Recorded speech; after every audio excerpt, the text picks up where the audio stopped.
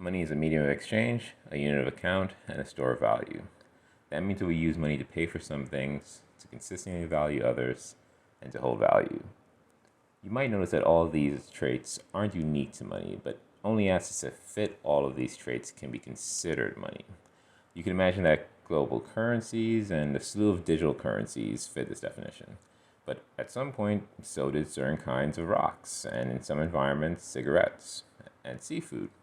So perhaps more important than anything else is understanding that money is a social construct. We can imbue nearly anything with the role serving as money, as long as our entire society goes along with it.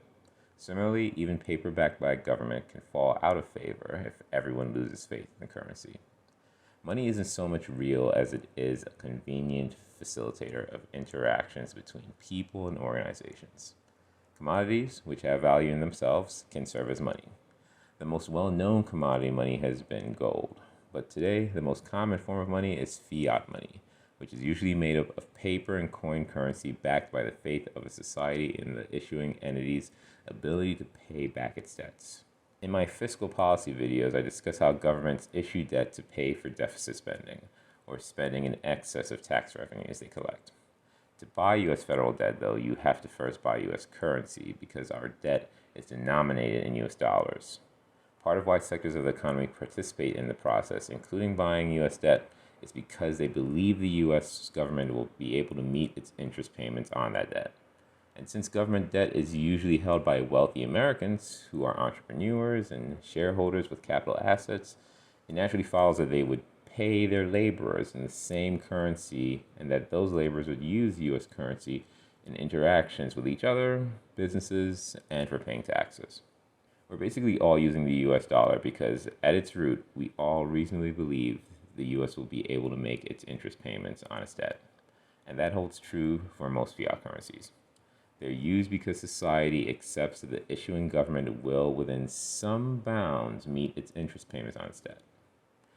You might at this point realize that currencies are in some ways monopolies of the government. After all, although society has accepted that the US dollar is a valid currency, it was really impressed upon society by the fact that the US issues its debt denominated in US dollars. And because a wealthy minority of Americans have purchased that debt and also have large influences over capital flows in the economy. It wouldn't be illegal for you to issue your own currency and use it among your circle of friends, just ask Facebook, or only use Bitcoin for transactions if everyone you needed to transact with accepted it as a reliable medium of exchange. The only limitation then, though, is the next source of the government's monopoly over money. You can only pay your taxes in US dollars. You don't have much of a choice but to use the currency your government issues its debt and collects its tax revenue in. Just like all monopolies, a government's monopoly over money is likely inefficient. You can see this outright in some countries where people on the ground would prefer to transact in US dollars rather than the domestic currency, which may be seen as more volatile or susceptible to dramatic changes.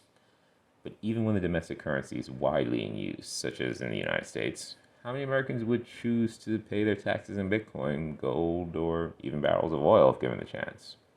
Another limitation on what we consider money stems from the financial intermediaries in the economy.